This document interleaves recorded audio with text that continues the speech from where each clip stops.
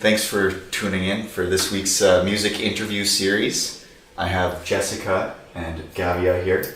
And Jessica is a great vocalist who also works at Organic Music. And Gavia is an excellent violin player and is Jessica's business partner on their new event called Heatbeat. Do you want to tell us a little bit about yourselves and maybe like what Heatbeat is about? Sure, yeah, definitely. Well, so I am a vocalist. Obviously, I went to CAP and I studied at CAP. And then after that, I went to Stanford University and joint major in communications and anthropology. And I've graduated from that degree as well. Mm-hmm. And in those last 2 years, me and Gavia started playing together with a folk trio called Emberfield. Yeah. And we were playing with that for a few years. And then the band sort of just like amicably dissolved due to like people changing, moving, all those sorts of things. Right. But we had a gig. And we didn't know what we were going to do for it. So we leaned on what we knew, which was jazz. Cool. Which I guess is not a very common thing. I guess it's like not normally this type of music that you lean on, but we did. And then we've been in the Misfits ever since, which is a music duo, and then we play around town with different friends and family of ours. And so in the last year or so, we'll get into Heatbeat after. So I play violin, and I play a mix of styles, folk, blues, jazz, and I met Jessica through Emberfield, and then we've kept playing music since then. I have a degree in evolutionary biology from SFU. And doing research on amphibians, climate change, and evolution is sort of my day job. It's pretty fun. And cool. Yeah. Nice. So that's sort of us, give or take. So in the last few years, we thought that we were getting in too much trouble, and so to keep ourselves out of trouble, we came up with an elaborate ruse to, distract ourselves. Keep ourselves amused. Yeah. Okay. Well, in all reality, to be honest, in the last few years, there's been a lot of hate and violence and sort of prejudice that's really come to the surface in Canada and America for a few different reasons. We've seen a lot more, or at least it's been more reported, or we paid more attention to it. And for us, it kind of came to a peak when we went to the vigil for the Quebec City mosque shooting, that there needs to be, we wanted to see positive change. Yeah, there needs to be direct action taken from everyone, not just the people who are being directly affected. Mm-hmm. Right. And so for us, what do we have in common was music, and we were thinking, what can we do? And as artists, the best thing that you can do is to put on an event that encourages people to come together and to embrace each other. And so the whole idea about Heatbeat was to invite different musicians from around Vancouver or the province, different ages, races, sexes, cultures, religions, you name it. We invited anybody to, be a part of the project. And then from there, what happens is each of the musicians who are accepted are asked to contribute a piece or a few pieces if they feel comfortable to do so. Right. And so they do, or they don't, depending on who they are. And from there, then we work collaboratively on arranging the piece for the final performance. And all of these pieces, envelop the themes of belonging, community, love, respect. Some really basic, fundamental things that we should all have as human beings. And so that's sort of Heatbeat in sort of a nutshell. So you could summarize it as saying Heatbeat is a project that culminates in a concert celebrating multiculturalism and diversity in Vancouver. Right. And then you got it put together, and now you have that event at St. Andrews Wesley. That's right. Downtown. Yeah. So one thing that I think could be really cool, because a lot of the listeners, they're up and coming musicians and they're interested in music and putting on their own events. So can you tell us maybe a little bit about the process of how you guys got started and how you guys, maybe if you have grants or that sort of thing? Mm-hmm. So I think the first thing is that this is our first time organizing an event like this. So this is our first rodeo. Came into this as novices, and we are still in lots of ways figuring out what we're doing as we go. Right. So the first, I think, message is anyone can do this, as long as you're willing to make some mistakes and live with them. Grant writing is a difficult process. We've applied for several grants and gotten few of them. And I think our biggest take home from that would be that the grant writing process needs to start early, about a year to a year and a half before the event you want to have happen, Right. if you want to have the event be large. And we started about 6 months ahead of time, I see. which is about enough time to apply for the grants, but not enough time to hear apply for back. another grant Right. once you haven't gotten the original grant. I see. I see. So then you're on the hook. Exactly. Okay. Exactly. I mean, luckily we have a great community that's supporting us to do this as well, and we've been fundraising. But most certainly, if you are looking to put on an event, if it's going to be a larger event, write the grants again like a year and a half, and give yourself time to get the grants, because it's much less stressful to go into plan and organize an event when you know that you have the funding. Right. That is true. Yeah. Just a fun little Yeah. tidbit there, a little tip. But otherwise, I mean, if you're going to put on an event, one thing is do not be afraid of rejection. Yeah. We went Right. through a lot, we asked a lot of musicians because we're new to the scene, we're not known. And so, these little blindsided sort of like emails are like, oh, hi, like, where are these people? And we're putting on this project. It can Right. sometimes fall flat with people who are like, oh, I have no idea who you are. So, how can we trust you? How do we know this is going to happen? Yeah, rejection both from musicians and from media outlets, so reaching out to different Right. news sources to try to get interviews and newspaper articles, and most places just don't call you back at Right. all. So call them again. Yeah, so keep calling, give it like 20 or 30 tries, but at the end of the day you still might not get anywhere, Right. and it's important not to feel discouraged about that. Yes. So taking rejection is as water off your back. It's part of the process. It's part of the job, kind of thing. Would be a big one as well. Organizing. So we did not know this when we started. We are organizing everything, Right. and we're also artists. So at some point we do have to practice the music. This is true. Yes. So if you are organizing an event, do think about perhaps kind of having somebody to do organizing with you if you are going to be an artist with it, or if you choose one or the other, or choose help for one or the other kind of thing, because all of it at once can be quite a lot of directions for your brain to move. This is Yeah. true. I 100%. That's something that I learned a lot from putting on quite a few events and playing functions with different bands, is that when I'm the bass player, sometimes I'm scrambling 3 days before to learn 30 songs for the event. So sometimes you got to schedule in your practicing as an artist before you play a show that you've also organized. It's a lot of work. Yeah. But so with that in mind, but we've also had some really great challenges that have like really grown us as musicians too. For sure. So for some songs, we have musicians have all different musical backgrounds. So some people learn by ear, some people, need the chart, some people are okay with tab, whatever it might be. And so we've had the pleasure of transcribing a plethora of tunes. Right. From different musical genres. Different musical genres and different meters and otherwise, which has been really great for our ears as musicians, obviously. Great practice. And since there's a deadline and pressure, you Yeah, finish you get it the done. assignment. You Good. finish it. That's true. Yeah. But honestly, also the generosity of the artists. Like, so many artists that we're working with, they've just come into the project. So this is the thing. We had artists that were like, they weren't comfortable. They said no. They rejected. Then we had artists that were like, this is a great idea. Count me in immediately. Yeah. And they've been amazing, and they've been such generous spirits to us as well. I mean, we have some artists who are, Juno nominated, GMA nominated, GMA award winners. We have people who have been playing their instrument for over 30 years, who have represented an entire country in another country. People have gone on international tours. National symphony orchestras. I mean, we are dealing with some amazing musicians Yeah. who... And what's cool is they're all just as excited about this project as we are. Great. Ideally, you will find people who are as excited about the project as you are. And that's a really good thing. And Yeah, so it's a find good those place to be. people.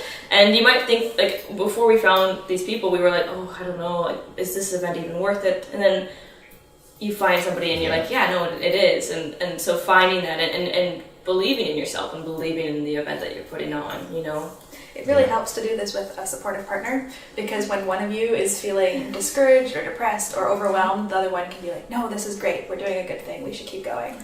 And nothing is. It's much easier to jump into the abyss of planning a huge event when you have someone by your side. So I would definitely recommend that you don't go it alone.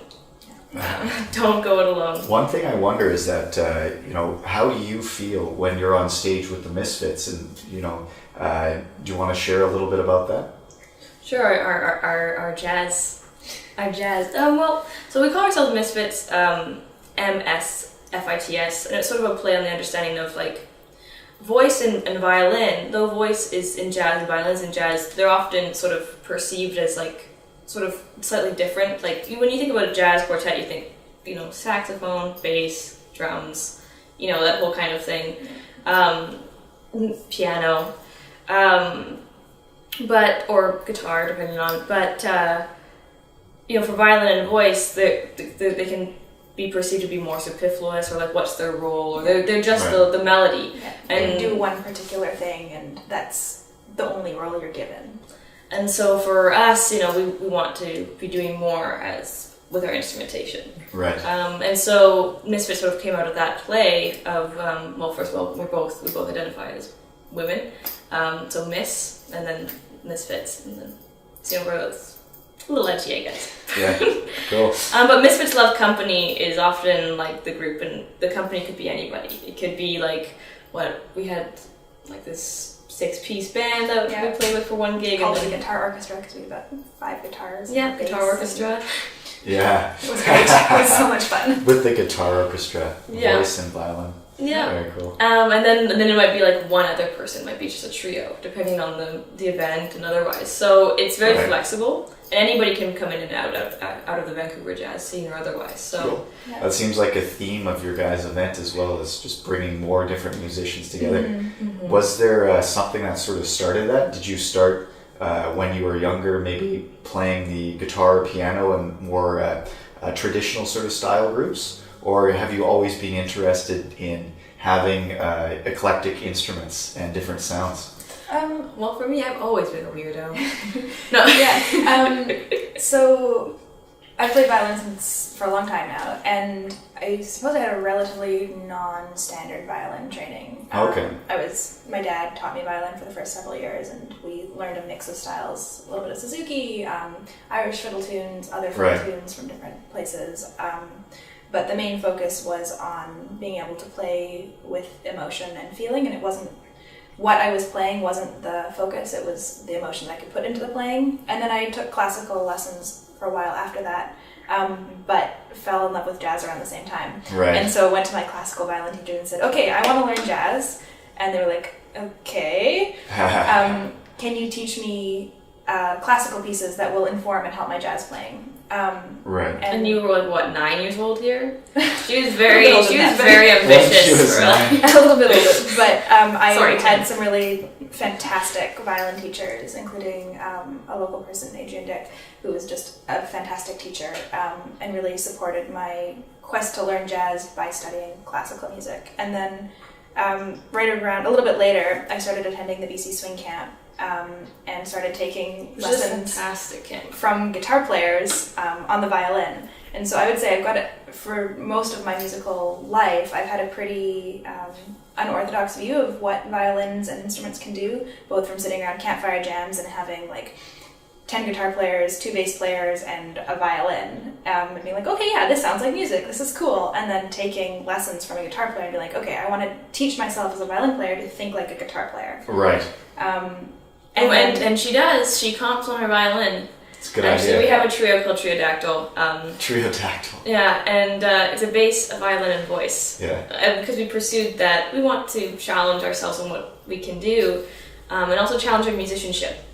So when there's only 3 of you, you really have to hold down. You have to beat the drums. You have to be, so it's really quite interesting, and it's really informed us as well. Yeah. I would say for my own musical upbringing, I played the piano. I wouldn't say I'm a pianist. I played the piano a little bit, for a little while. I had a lot of energy. It was very hard to get me to sit at the piano. And then, sort of in high school, I joined choirs, mostly because my middle sister was like, you're going to be in band, you're going to be in choir. Right. And so I started an amazing journey with a teacher, Kelly Crook at the time, and she's now Kelly Nobles, and she's the wife of a Juno award-winning composer, Jordan Nobles. So she was an amazing teacher, and she took me from a will-o'-the-wisp kind of a voice to something that I can actually work with now. A fantastic voice she has. Yeah. So Kelly is, very dear to me. We've been studying together for 10 years, and she's a teacher, a mentor, a friend, all of those things. And also then I started a few years after that studying with Kate for specifically jazz style phrasing, Kate Hammett-Vaughan. Okay. She's, a landmark in the Vancouver jazz scene. And she really instilled with me the love and respect for the music that I have today as well. I'm not sure I played the clarinet in elementary school, and I was I don't know what it is with single reeds. I can't seem to make a good sound on that. And so for years, people just suffered around me. And then one day in band, someone asked if someone wanted to play the bassoon. And I thought, yes, please. And the double reed is difficult, but I much prefer the bassoon over the clarinet, and I sounded much better on bassoon than the clarinet. And so that was sort of my last 2 years of high school. And so anybody who plays bassoon is probably a little crazy. Yeah, is that what you think? Cool. So yeah, like that's really cool. Like you guys have a eclectic, I guess, sort of upbringing in music and your choice in music. That's super cool. Mm-hmm. And I think Heartbeat sounds like it's very similar. Can you maybe tell us a little bit about the range of artists, like from which cultures and backgrounds maybe you brought in? Oh, of course. We're in such admiration with our artists. We're so happy. We're so happy with them, and we just love them so much. We've got 11 artists, including us, and a woman from the Musqueam Nation who is going to give the opening for the concert. Audrey Siegel, yeah. We are so honored to have her. And there's another artist from the Musqueam Nation, Amanda Canores. Yeah, Canores. Yeah. Who will be participating as well. We're really excited to work with them. We're lucky enough, we have 2 violins. So we've got myself on violin and Sari Alesh on violin, who currently lives in Victoria and came over from Syria a couple of years ago. And he's going to be contributing some traditional Arabic songs, a Turkish song, and some Arabic pop tunes that we're going to be sort of fusing with a little bit of klezmer and playing with our diverse group of musicians. Mm-hmm. It's going to be really exciting. Yeah, no, Sari's lovely, and he's been Skyping in, and the violinists and have been having their little violin meetings over Skype. And I've also had some Skype meetings with him to get some pronunciation for Arabic. Cool. Yeah. So he's so lovely. The next artist, Marika Seward, or known as Rika Seward. And she's everywhere. She's here, always between here and LA or wherever she is. She's constantly on the go, and she's, worked with so many Juno nominated and Juno award-winning people. She's also worked with people who have won Grammys and gone nominated for Grammys. I mean, she's a fantastic vocalist, a piano player, a guitar player, singer-songwriter. She comes from a gospel, sort of blues, top 40 pop tradition. As far as I can tell, she can do everything and does everything well. Mm-hmm. Nice. Very well. She's also an actress. She's phenomenal. Yeah, no, she's like a triple threat. She can do all things. So, nice. And she's just also been such a great mentor to us too. She's been one of the most encouraging. She was like that phone call where she's like, yeah, immediately. This is a great event. I totally want to be in. And you're like, oh, great. Yeah.